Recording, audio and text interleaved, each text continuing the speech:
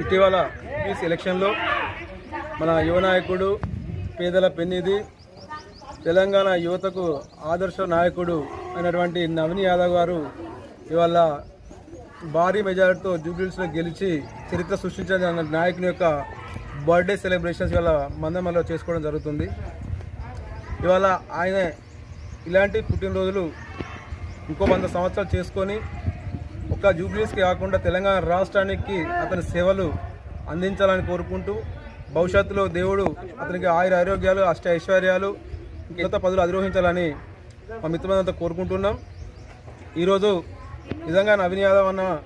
మొన్న గెలిచి మాత్రం ఒక యువతకు మాత్రం ఆదర్శంగా నిలబడ్డాడు. కష్టపడితే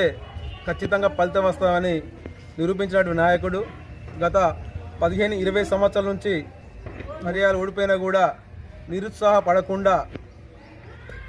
అది ప్రజలకు దూరంగా ఉండకుండా ప్రజల సేవా కార్యక్రమాలు చేసుకుంటూ కొన్ని వేల లక్షల కుటుంబాలకు ఆర్థిక సహాయం కావచ్చు, విద్యా సహాయం, అన్ని రంగాల్లో కూడా అతను అందుబాటులో ఉండి ప్రజలకు సేవ చేసి ఇవాళ ఘన విజయం సాధించినటువంటి నాయకుని బర్త్డే మనం ఇక్కడ జరుపుకోవడం మాకు అందరికి సంతోషంగా ఉంది. అతని గెలుపులో భాగస్వామ్యమైనటువంటి మా మంత్రివర్యులు ఎమ్మెల్యే గారు వివేక్ వెంకటస్వామి గారికి కూడా మన బర్త్డే తరపున మా కృతజ్ఞత తెలియజేస్తున్నాం. ఖచ్చితంగా భవిష్యత్తులో నాయకుడిని మేము ఆదర్శంగా తీసుకొని అతను చేసినటువంటి సహాయ సహకారాలు, అతను చేసిన సేవకులను చూసి మేము కూడా వృత్తభక్తిగా మా వంతు సహాయ సహకారాలు మేము కూడా ప్రజలకు సేవ చేయాలని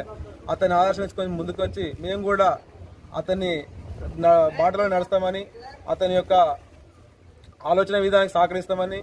భవిష్యత్తులో కూడా ఇలాంటి నాయకులు ఇంకా ముందుకొచ్చి నవీన్ యాదవ్ను ఆదర్శంగా తీసుకుని యువత ఒక సరైన మార్గంలో పోయి అందుబాటులో ఉన్న